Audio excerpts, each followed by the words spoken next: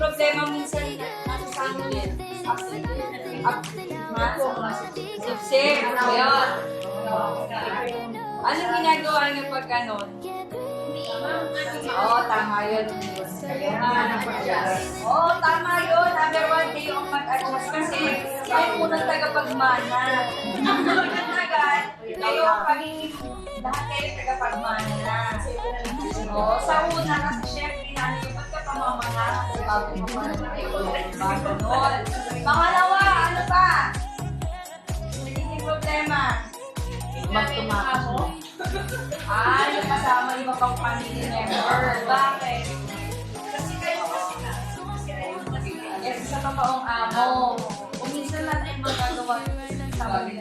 Pero, dapat siya, sabihin nila sa inyo para sa pag-edit kayo. Diba?